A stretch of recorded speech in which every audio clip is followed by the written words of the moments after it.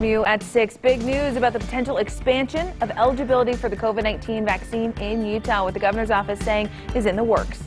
And lawmakers in Washington getting ready to vote on a COVID relief bill today. If approved, how soon Americans could get a stimulus check.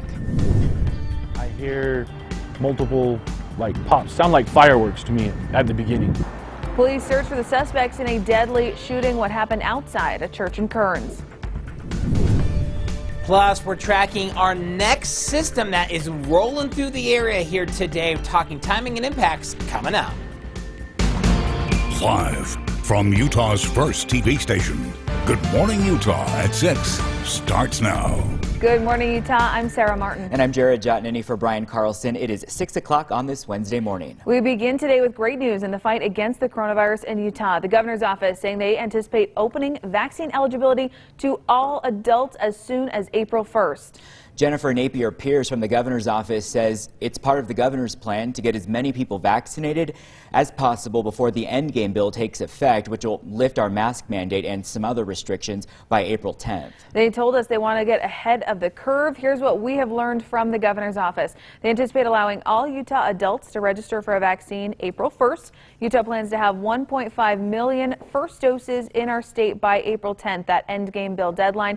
Utah's mask mandate will continue after April 10th for schools and large gatherings, and businesses will still be able to require masks. New this morning, the Utah Department of Health reporting 4 Utahns died shortly after receiving the COVID-19 vaccine. State health officials say there is no evidence the vaccine caused the death, and the CDC backs that up. According to its tracking database, there are no patterns in cause of death that would indicate a safety problem with vaccines.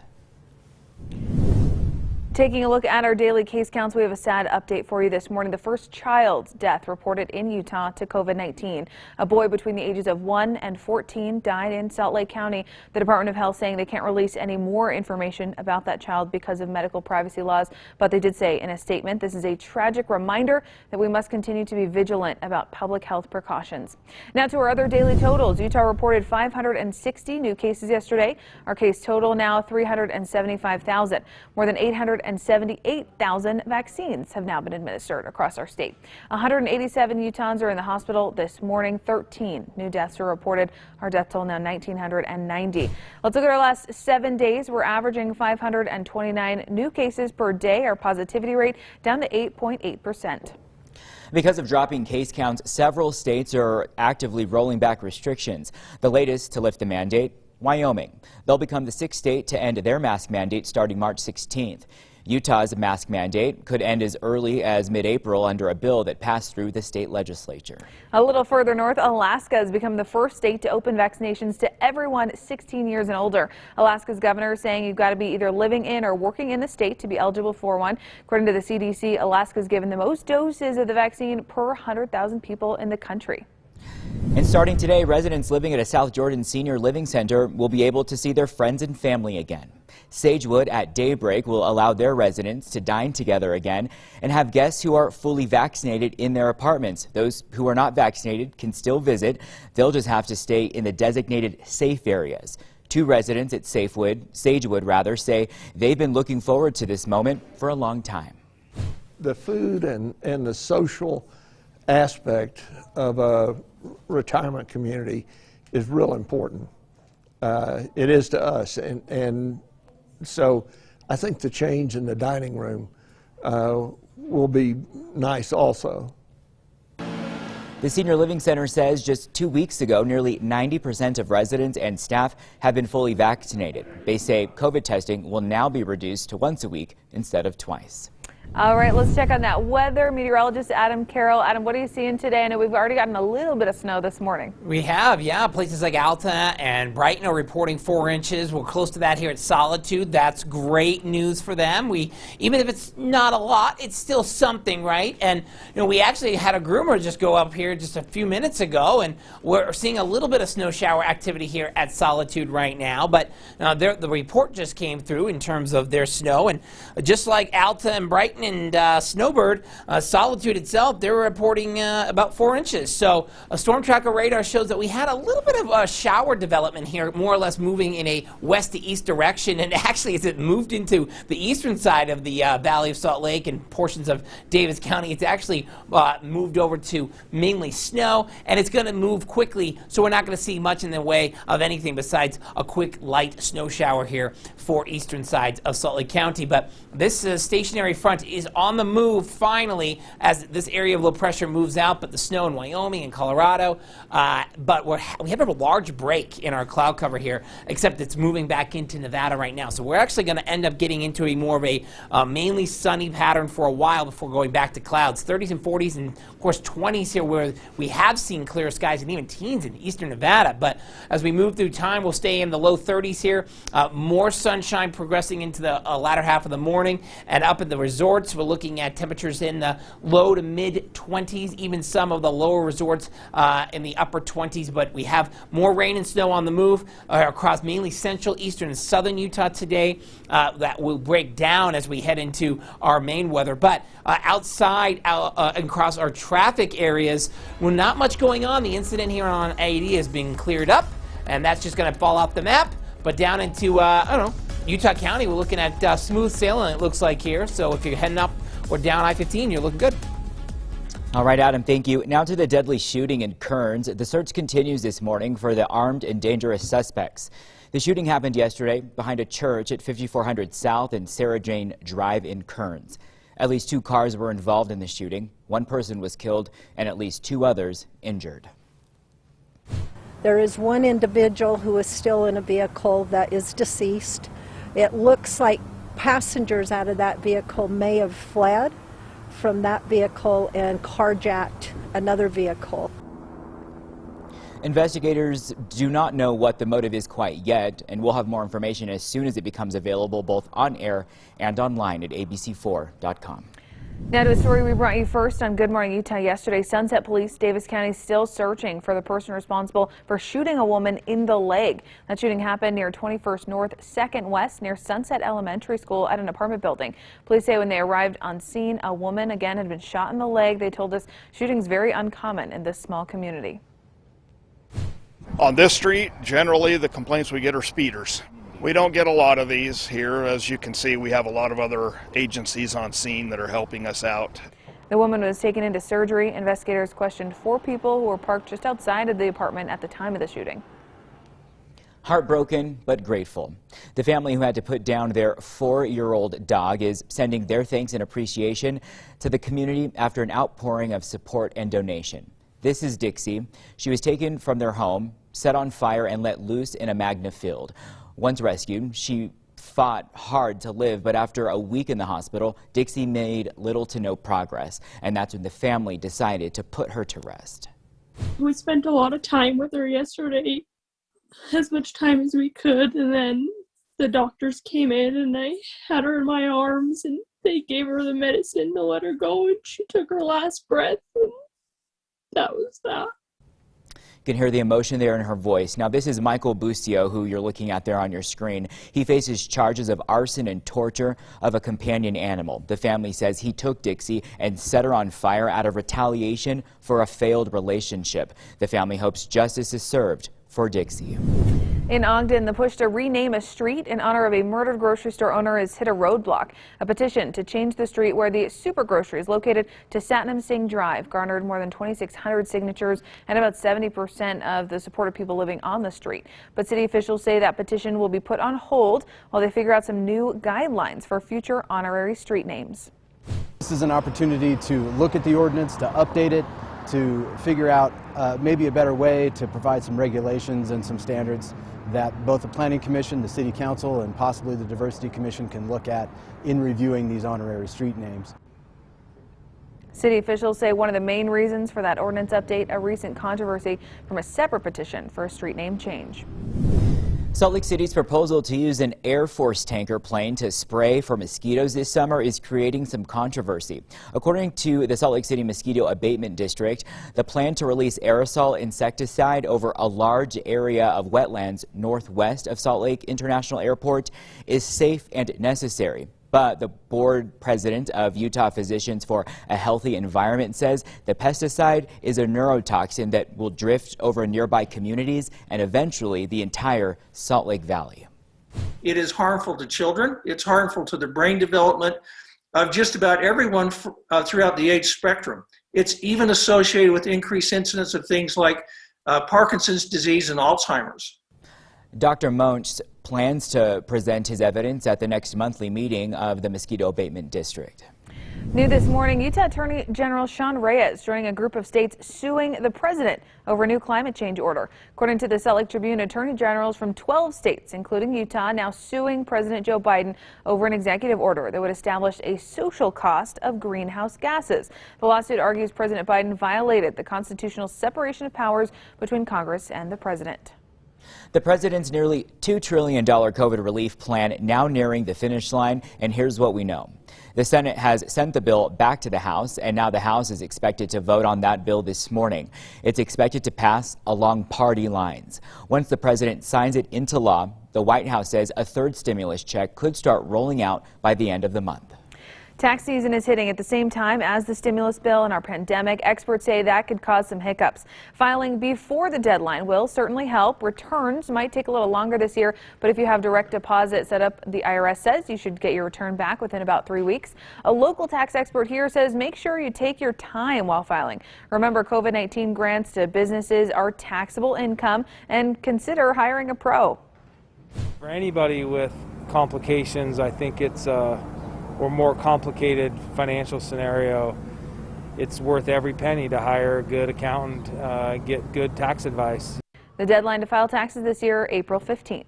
All right, very important. Time now 6:11. Coming up next on Good Morning Utah, rural communities could soon have a new place to get vaccines. See why the CDC is talking to Dollar General about a partnership. And this weekend marks the end of daylight savings time. See why experts say it's important to check your smoke alarms. Coming up in a live interview.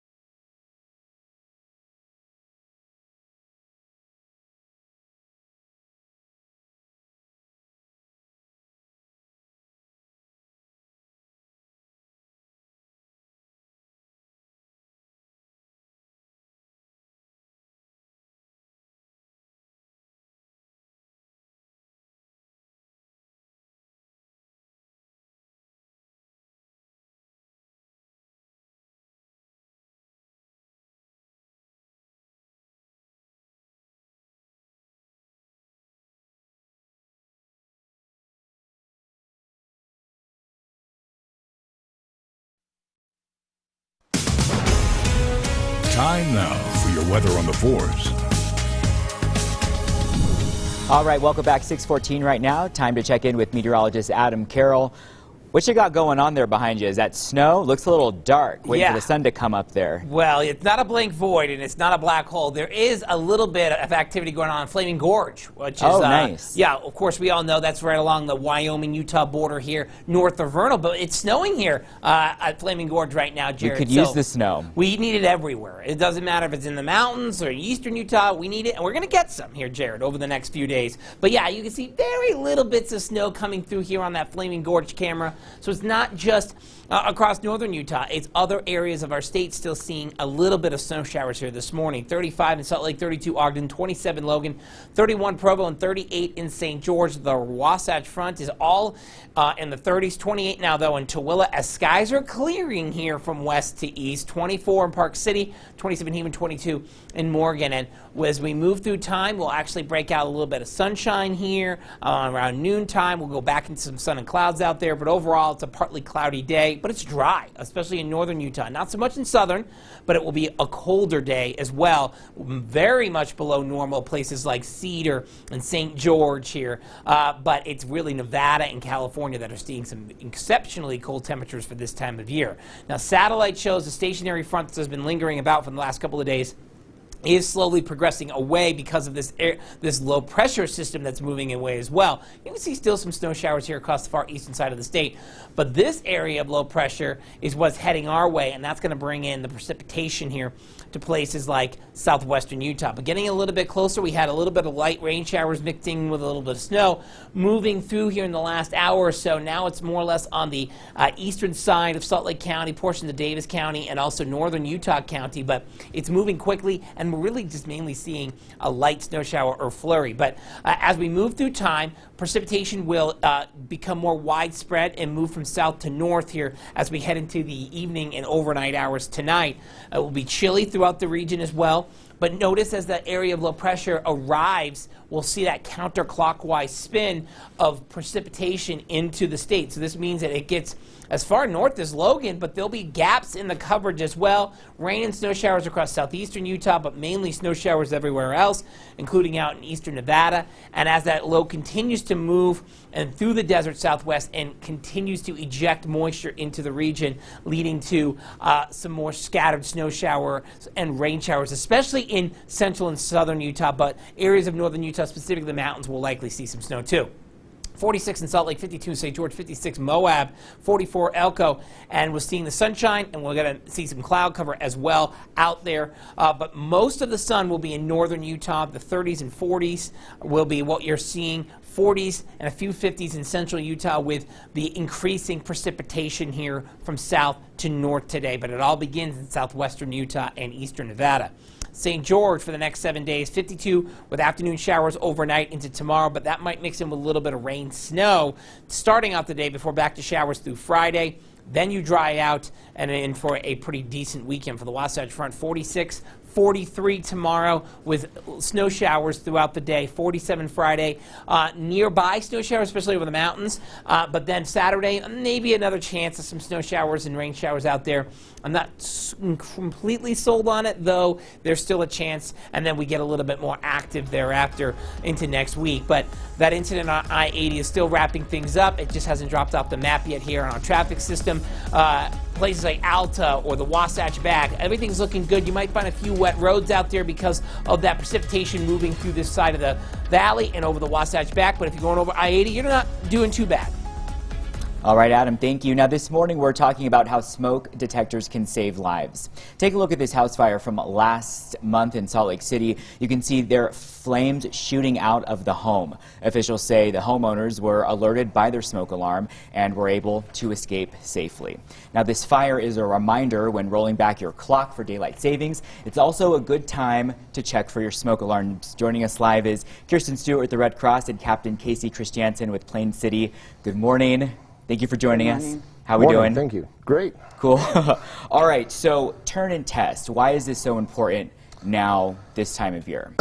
Daylight savings is a good time for us as a reminder to check our smoke alarms, test the batteries, and change the battery. And we should be testing our smoke alarms monthly. And we also want to make sure to practice our escape plan. So take the time with your family to practice your escape plan to get out of your house within 2 minutes. Because you're already you know, doing the clocks. This is a good time since you're up there. And doing this could cut down on the amount of families you have to help, Kirsten, or the Red Cross rather, in these, you know, troubling times. True. They say that having a working smoke alarm in your home will cut down deaths by half. And with what we do with our sounding alarm program, is our goal is to cut those injuries and deaths down by 25%. And you can see in that video that we showed, I mean, those flames, it's hot, it's scary, and the alarms, I mean, in that situation, help that whole family get out safely. Correct. Yes. Very important. When should folks replace their smoke alarms? Smoke alarms have a lifespan of 10 years, and so from 10 years from the manufacturer date is when you want to do that. So when you're up checking your, changing your batteries, you want to make sure to check that manufacturer date and replace it if it's 10 years or older. And I'm sure both of you, the escape plan is very important. You touched on it safely. What are some key things that should be a part of a family's escape plan? You need to have at least 2 routes out of every room in your home, and you should have a common meeting point that everyone is going to meet at after they exit the building, so that everybody can get a head count and make sure that everybody's out of the structure safely. The sound the alarm, you mentioned it as well, but let's go a little bit deeper. What exactly is that, and how can people take advantage of it? So Sound the Alarm is an event, a nationwide initiative that we have. And so far this event, we've installed 2.1 million smoke alarms, and made 800,000 homes safer, and 800 lives have been saved due to having these smoke detectors in their homes. And what it is pre-COVID, we went in and we installed the smoke alarms. This year it's back, and we're going to be doing some virtual fire safety classes that people can sign up for. Yes. Yeah, fire safety classes they can do online, and they can sign up for those at soundthealarm.org/Utah. And from there, we're still working out the details with the actual installation piece, with the, you know, to ensure that we're following through with the COVID protocols. All right. Well, hey, we'll have all that information on our website there. You can head to abc4.com/GMU. Thank you so much to the two of you for joining us this early. No problem. All right. Thank you. Yeah. Great reminders there. 6:22 coming up next on Good Morning Utah. Protests over police brutality turned violent in Greece. What sparked those protests? And TSA now responding to allegations of misconduct. What one woman claims happened to her in a Phoenix airport.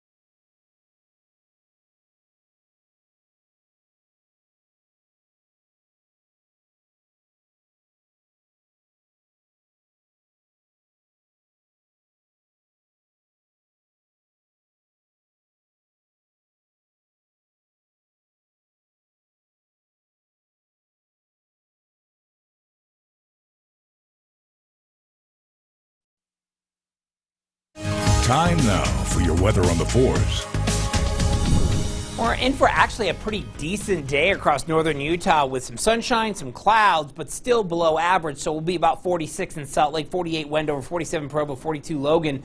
A little colder up in southwest Wyoming. They're dealing with some snow as well in some areas of Wyoming, but 52 in St. George with increasing precipitation as it moves into the area this afternoon. But overall, if you're looking at northern Utah, central Utah, and southern Utah, everybody's going to mainly be in the 40s or 50s with a few 30s in the higher elevations and some snow redeveloping.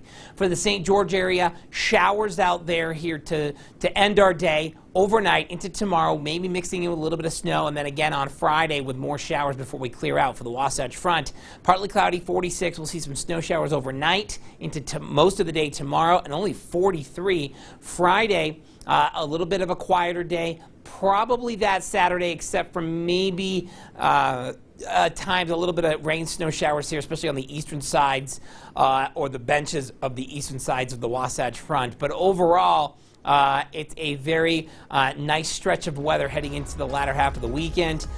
Traffic-wise, everything's now cleared up, and we're looking at a nice smooth ride in here across the board from north to south, east to west. And so let's go over to Tooele, because Tooele is looking good here, up to I-80, over to 201, and then even the Mountain View Corridor section here of the west side of Salt Lake Valley. But if you're going over to Tooele, well, no problems whatsoever.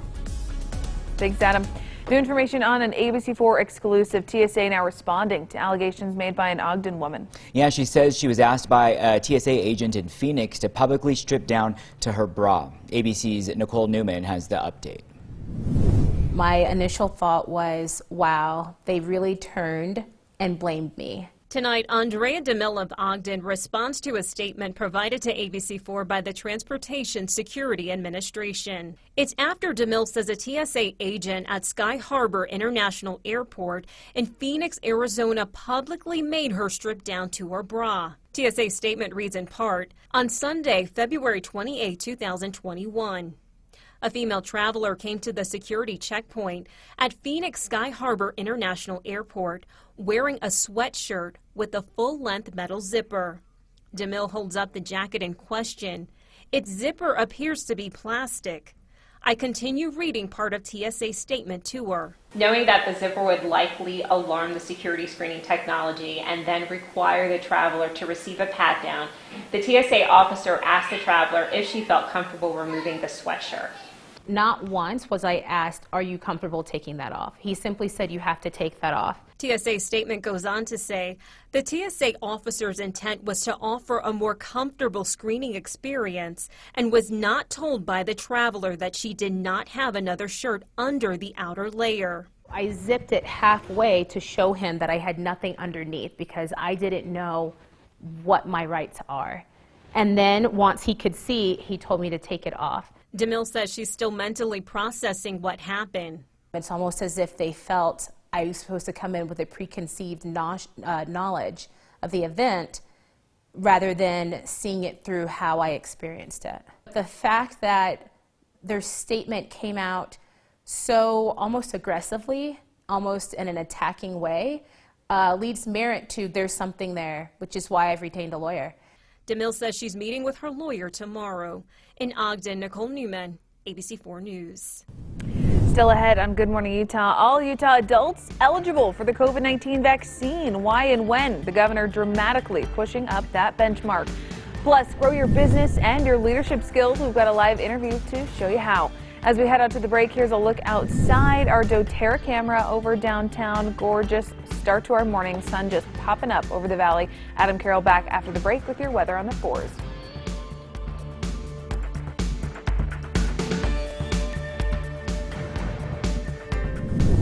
Good Wednesday morning coming up here on GMA. The race to vaccinate is heating up.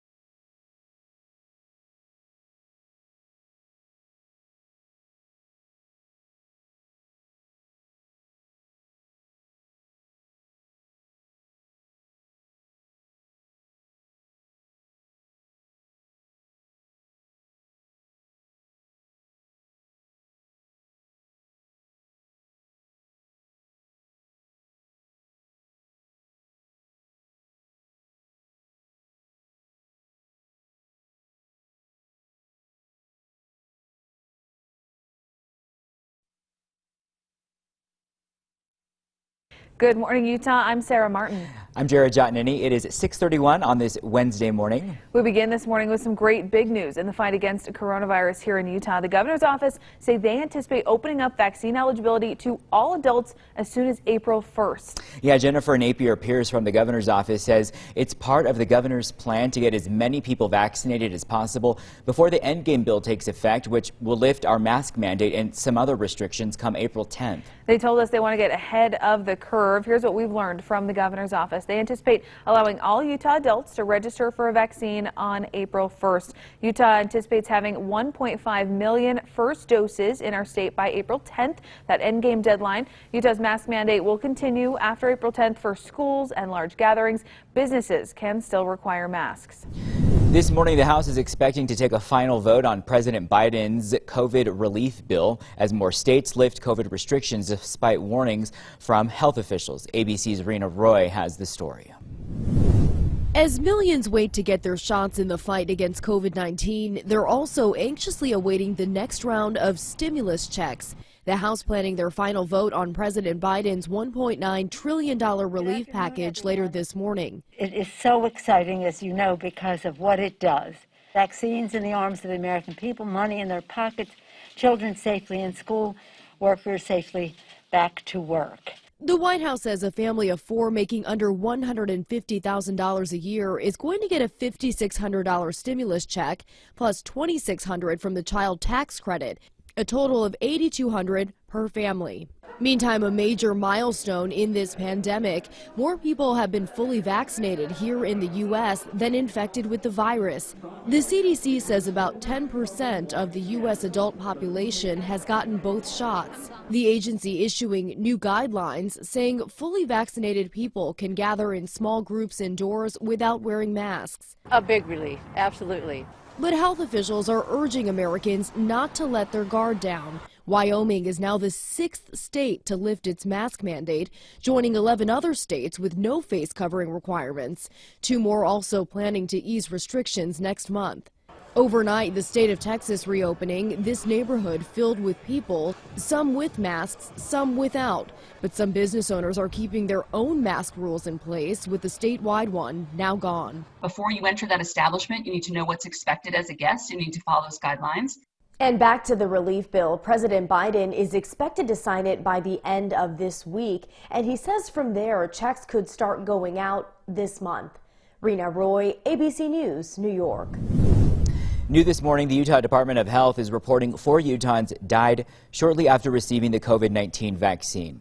State health officials say there is no evidence the vaccine caused those deaths. And the CDC is backing that up, saying according to its tracking database, there are no patterns in cause of death that would indicate a safety problem with vaccines. Starting today, residents living at a South Jordan Senior Living Center will be able to see their friends and family again. Sagewood at daybreak will allow their residents to dine together again and have guests who are fully vaccinated in their apartments. Those who are not vaccinated can still visit, but they'll be asked to stay in the designated safe areas. 2 residents at Sagewood say they've been looking forward to this moment for a long time.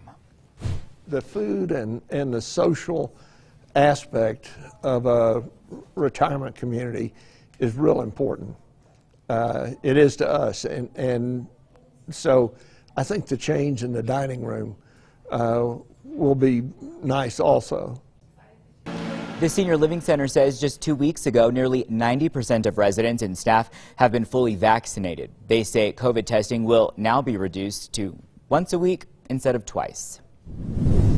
All right, let's get a check with our weather with meteorologist Adam Carroll joining us now with a gorgeous sunrise. That's right. Well, this is West Valley City. So we had clouds to start off our day, Jared, but those clouds, they're progressing eastward here over the Wasatch. And behind those clouds, there's a lot of clear skies out there. So we're going to enjoy a nice start to the day across the western side of the state before the clouds start rolling back in. But a beautiful shot and start to the day in West Valley City. We had a little bit of shower activity overnight, and we had a quick shower move through. This is actually that cloud deck. It kind of rolled through the central Wasatch Front and is moving quickly here over the mountains, and they're seeing a little bit more snow, and then you'll wind down for the remainder of the day. But, you know, the stationary front that has been hanging around for a couple of days is starting to progress northward with this little area of low pressure to exit. However, we have another area of low pressure that will move into our neck of the woods as we head into the afternoon hours, so increasing clouds, increasing moisture as well. But for now, the western side of the state, including eastern Nevada, is colder because we're seeing those clear skies, 35 in Salt Lake, 41 Moab, where there's a lot more clouds, and we're even seeing a little bit of snow shower activity places like the LaSalle and Bajos this morning. Areas of wet roads are possible that saw even some shower activity here overnight, but overall, it's a quiet commute. The mountains are going to be chilly, but partly cloudy. You'll have a little bit of snow shower activity to start the day, some fresh snow, several inches fell. And then as far as the rest of the state, well, some rain and snow shower activity is expected here across central, eastern, southern Utah. But look at traffic right now. This is great. After a pretty big incident earlier today that has been cleared out, now we're just looking at nice, clean roads and smooth sailing here right up I-15, except a couple of cameras won't update. But there you go. Thanks, Adam. Small business owners are resourceful, they're scrappy, they're looking for ways to grow their skills, and this morning we've got a way that you can. Joining me to tell us more, Barbara Riddle, CEO and President of Chamber West. Barbara, thanks so much for being here. You're a friend now, we know your face and your name. Well, it's always a pleasure to be here, and Sarah, you become like, I'm getting to know you really well. Yes, exactly, we love that here on Good Morning Utah, joining the family. Yes. So can you remind us though, what is Chamber West? So Chamber West is a local chamber of commerce representing the voice of business in the West Valley, Taylorsville, Kearns, and West Jordan community, as well as businesses in our surrounding footprint that align with our business interests. Really a resource for business if they need help. You guys help them solve problems. We do too. Solving. Absolutely, and there are local chambers all throughout the state. So regardless of where you're at, you can connect with your local chamber of commerce. Such a cool resource. Yeah. So this morning though, we're talking specifically about the leadership program offered through Chamber West. Can you talk, what is that? So our Leadership Institute is a 10-series program. It typically runs for 10 months. Because of COVID, we're running it for 5 months this time, and then we'll launch it again in September for the next 10 months. But it allows current leaders and up-and-coming leaders in organizations to fast-track in leadership. It gives them access to a lot of different programs, a lot of different leadership styles. They have opportunities to participate in activities that they never would have had that opportunity. You know, an example, we align with the Unified Fire Authority, and they take us out, they dress everybody up, and they go through you know, a lot of the drills that they do. It's a lot of fun. So, and incredibly helpful. Yeah, and we're seeing some images here of people with Chamber West with Granite School District. Is that right? So there were some volunteer opportunities with school districts. So we just did a community leadership, understand their community and what's going on within the community, and we had presentations come in from some of our social programs, one being the Granite School District and the Jordan School District, since we have a footprint within both. And as part of that, our participants got to do a service project where they were able to deliver kits out to kids, or the weekend packs of food for kids at one of our elementary schools. And then we also were able to go to the Granite School District in their big warehouse and put together or help them do the sorting of food, because we have a lot of kids in the community that really don't know where their next meal is going to come from. It sounds like a fantastic opportunity for volunteer work, but also for skills, as you said, but also for networking. I'm sure you meet people in these situations that you just would not meet any other way. Yeah, and so I kind of look at it as, you know, it's a lifetime of memories and some friendships that you develop as you go through this program. We limit it to just 20 people for hours just because we like that small intimate. Group. Yeah, and then people get to know each other, and there's a book study component to it, and it's a life changer for people. And you know, we've got a lot of leaders that'll come in and say we've done a lot of leadership programs, but they've been in our vertical market. And this gives us more of a horizontal view, and we learn so much about other organizations and what's going on within the community. So. Right, other business models, so interesting. Barbara, where can people go for more information? Come to our website, chamberwest.com, and again, there are chambers all throughout the state that you can tap into and look at leadership opportunities through leadership programs or through other committee opportunities. Perfect. Barbara Riddle, CEO of Chamber West, with us this morning. We'll have all of that awesome information linked on our website to abc4.com/JMU. Jared? All right, ladies, leadership very important. Time now 6:40. Coming up next on Good Morning Utah, Thailand's Prime Minister sprays alcohol mist at a group of reporters. Coming up, see what led to the confrontation. Plus, skiers are getting extra time to hit the slopes this year. Why Park City Mountain Resort is extending its operation hours.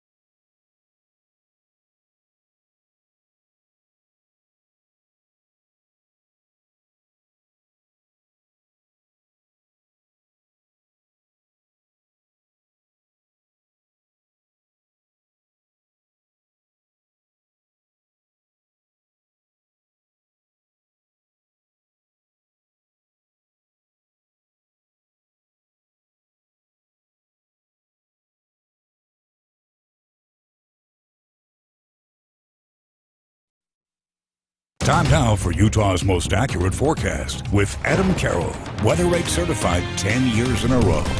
All right, welcome back. 6:44 right now. Meteorologist Adam Carroll joining us now with looks like some dry roads there behind you. What's going on there, Adam? Well, this is I-80 west eastbound here in Evanston, Jared, and I wanted to highlight this because it does look like they're dry, though it also has a little bit of reflectivity from that rising sun, so we might have just a little bit of slickness here on the roads up in and around the Evanston area on I-80, so just keep that in mind. The farther east you go, though, on I-80, you're going to run into some snow. 27 in Logan, 32 Ogden, 35 Salt Lake, 31 Provo, and 38 in St. George, but 30s along the Wasatch Front, including the Tooele Valley, 20s in the Wasatch Back, and 23 in Morgan. We'll get to the mid-30s, though, by 9 a.m. Colder start compared to the last couple of mornings, 43 at noon, mostly sunny skies to partly cloudy at times, and then we're going to keep that sun and clouds around most of the day as well, but we do have a new area of low pressure that is going to come barreling into the region as we progress into the afternoon, as our first area of low pressure is exiting the region, so we're more or less sandwiched between the two with a more of a clearer start to the day because of the two systems that are exiting and arriving. So we do have more wet weather to talk about here heading into the afternoon hours. But we have like a little band of snow shower and rain shower activity that moved through not too long ago, but that may have created a little bit of wet roads in and around your area. However, it's more or less just snow showers in the mountains right now after several inches that fell for places like the Cottonwoods last night. But our next disturbance arrives, bringing the rain and snow to southern Utah, but it will move in the south to north direction. You can see that snow will fall in eastern Nevada today as well into tomorrow as it becomes more widespread, and it will be mainly snow showers except for possibly southeastern Utah and along the Arizona Strip, and even portions of the West Deserts, maybe showers or a rain-snow mix. And that low pressure continues to slowly move through the desert southwest, continuing to bring in that wraparound flow into the area, including areas of northern Utah, but primarily in the mountains of northern Utah before it progresses off to the east and just absolutely wallops Denver. But as far as futurecast snow amounts, well, not bad here across the areas of Eagle Point and Bryan Head through Saturday at 6. And then in terms of southern Utah, well, you're looking at a pretty big range of numbers out there. Now, granted, some of these numbers might be a bit high, especially in the Stampede and Sevier Valley. However, it gives you a general idea where the heaviest snow is expected to fall, which looks to be in our central mountains.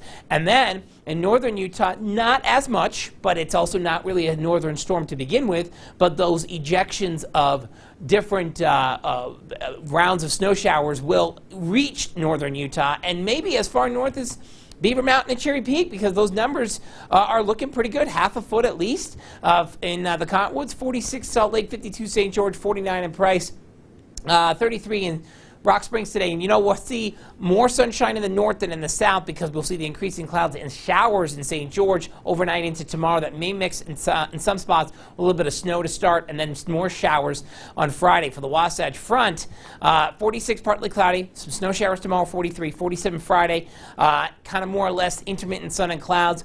Maybe a chance of some rain and snow showers on Saturday, but a better Sunday to say the least. Not much out there in terms of traffic issues. So, as far as your drive times are concerned, pretty good along the I-15 corridor. Not bad at all. And don't forget, because in just a few minutes, we'll be heading on over to the Utah CW30 for more news, weather, and traffic. Thanks, Adam. Time now for news around the world. Protests turned violent in Greece over police brutality. People attacked a police station with petrol bombs in Athens yesterday. There are also reports of people attacking police officers on motorcycles with stones and clubs. Those protests erupted in response to a video showing a police officer beating a man with a baton on Sunday, enforcing lockdown measures. Heavy rainfall mixed with high tides caused major flooding in some parts of Ecuador. This is video of flooded streets in the city of Guayaquil on Monday. Flights in and out of airports paused for several hours and the sewage system there collapsed. Thailand's prime minister sprayed reporters with disinfectant while leaving a heated news briefing yesterday. A question about a possible cabinet reshuffle angered the prime minister, so he told reporters to mind their own business and then proceeded to spray alcohol mist into their faces. The prime minister has previously flung banana peels at camera operators and even pulled the ear of a reporter. That's your news around the world. All right, Sarah, thank you. Now in your business news, Dollar General stores could soon have COVID-19 vaccines, and Disney Plus reached a new milestone. Here is your Good Morning Utah business report. Rural residents might soon be able to get the coronavirus vaccine at a Dollar General. The CDC says it's exploring a partnership with the retailer, which doesn't have pharmacies but does have more than 16,000 locations. The talks come amid concern many Americans living in rural areas won't get vaccinated, which could prolong the pandemic. And American Express says after the pandemic, it's likely not every employee will return to the office. The New York-based card company may consider hiring from cities where it doesn't have offices. Amex CEO Steve Squeri says he thinks it's going to be a different work environment once restrictions are lifted. Plus, Kia is advising some of its car owners to park outside, away from structures that could burn. The company recalling nearly 380,000 Sportage and Cadenza vehicles because of a fire hazard in the engine compartment. The recall covering the 2017-2021 model years. And a win for Disney Plus, the streaming service now with more than 100 million subscribers. Disney's achievement underscoring its success as new streaming competitors try to get business away from Netflix, the industry leader, with more than 203 million subscribers. Fan favorites like The Mandalorian and WandaVision helping power the popularity of Disney Plus. And that's your Good Morning Utah Business Report. All right, now to a story we brought you on Good Morning Utah yesterday morning. Sunset Police in Davis County still searching for the person responsible for shooting a woman in the leg. That shooting happened near 21st North, 2nd West, right near Sunset Elementary School. Police say when they arrived on scene, a woman had been shot in the leg. They told us these shootings uncommon in this small community. On this street, generally the complaints we get are speeders. We don't get a lot of these here. As you can see, we have a lot of other agencies on scene that are helping us out. The woman was taken into surgery. Investigators have questioned 4 people who were parked outside of the apartment at the time of the shooting. Now to that deadly shooting in Kearns. The search continues this morning for the armed and dangerous suspects. The shooting happened yesterday behind a church at 5400 South and Sarah Jane Drive in Kearns. At least 2 cars were involved in the shooting. 1 person was killed and at least 2 others were injured. There is 1 individual who is still in a vehicle that is deceased. It looks like passengers out of that vehicle may have fled from that vehicle and carjacked another vehicle. Investigators do not know what the motive is quite yet. We'll have more information as soon as it becomes available, both on air and online at abc4.com. New this morning, Utah Attorney General Sean Reyes joining a group of states suing the president over a new climate change order. According to the Salt Lake Tribune, attorney generals from 12 states, including Kearn, Utah, suing President Joe Biden over an executive order that would establish a social cost of greenhouse gases. The lawsuit argues President Biden violated the constitutional separation of powers between Congress and the president. It's now easier to find reliable childcare. The Utah Department of Workforce Services is launching a new resource to connect parents with high-quality childcare providers across the state. It's designed to help parents find a care provider that best fits their needs based on their location, their child's age, and the price range they're looking to pay. For more information on this resource, you can head to our website, news@abc4.com. In Park City, skiers getting a little more time on the mountain this season. Park City Mountain Resort announced they're extending their ski season through April 11th. That's a week later than the original closing date, April 4th. The resort says it's a thank you to pass holders and guests for following safety protocols during such an unprecedented season. It definitely has been. How are skiers doing today, Adam? Well, perfect that you mentioned it because it's time to do the ski report. We'll talk about these resorts. I love the ski report. I'm curious. Yeah. Well, so far we're seeing max 4 inches here in some areas, pretty much the Cottonwoods, but places up in northern Utah, the snow didn't reach like Cherry Peak or Beaver, but they did go to Nordic Valley 3, Powder 4, Snow Basin 2. You're also seeing closing dates with these as well, 4 across the board in the Cottonwoods. We're looking at later April closing dates there. We talked about April 11th in Park City, but they saw 3 inches in the last 24, 2 inches Deer Valley, 2 inches Woodward, and then into southern Utah, you're looking at 2 or 3 inches depending on the resort. The first resort you may have saw that's going to close is going to be Nordic Valley on March 28th. They usually are the first ones to close anyways. Showers develop later today in St. George, 52, and that will continue overnight into tomorrow morning and may mix with a little bit of snow in some spots of the Washington County area, but showers linger about and through Friday. For the Wasatch Front, you're looking at partly cloudy, 46, snow showers tonight into tomorrow, 43, and then more or less drying out with maybe a blip of the radar on Saturday. I'm still not really that sold on the idea of getting more rain, snow showers, at least on the Wasatch Front side of things, but definitely in the Wasatch back. As far as traffic is concerned, you know what? Honestly, things are looking pretty good out there, so that's good news. Drive times also along the I-215 belts are looking good as well. Nice. That's what we like to see. Thank you, Adam. We've got a baby birthday today. This is Hannah Allman. She turns 35 today, and we understand this is a little bit, the intent here is just to embarrass her just a little bit. She's actually one of our producer's sisters. Happy birthday. Yeah. It's Josh's sister. The big 3'5". Yes, the big 3'5". I feel like this is not a very, very embarrassing photo, though. This is adorable A of cute her. picture, yeah. So cute. Hannah, happy birthday. We love celebrating birthdays with your family, so email us news@abc4.com. Send a photo, a little tidbit about them. We will shout them out on air. Great. All right, we've had a couple windy days recently, but apparently the wind created snowballs on Utah's state campus. Cool. That's right. Take a look. Utah State University's Brigham City posted this live stream to their Facebook page yesterday. Yeah, it's cool, isn't it? It's actually a rare meteorological phenomenon they're called snow rollers, and really all it is that the winds, they have to be strong enough, but they'll pick up the snow against the surface or along the ground, and they'll start rolling the snow like a snowball because, you know, sometimes Mother Nature wants to make her own snowman. It's like a snow tumbleweed. It is kind of like a snow How strong tumbleweed. do these wind gusts have to be, though? Pretty strong, because that's a wet snow, and of course you got to have pretty wet snow to have a snowball to that effect. So we were looking at strong winds over the last few days. We know that because we experienced it. So we're looking at 20, 30 mile per hour sustained, and that's pretty much what we had up and around the Cache Valley area or northern Utah. It's still pretty cool to see because we don't see it very often around here. And is that snowball cool. consistency? Like, could you pick that up and throw Huck that it at at someone? somebody? Yeah, oh yeah. Or is that like ice? Wouldn't recommend it because it was probably going to be a little bit, if you threw it at someone, it was probably going to hurt because it's pretty wet snow. So. And then it like freezes. It's cold enough, obviously. It like freezes as its own little snowball too. Absolutely. I'm sure. Yeah. All right, well, hopefully that happens at a place near me so I have, you know, something to throw. But hey, thanks for making us a part of your morning. We're right back tomorrow. We will have more local news coming up. Utah's CW30.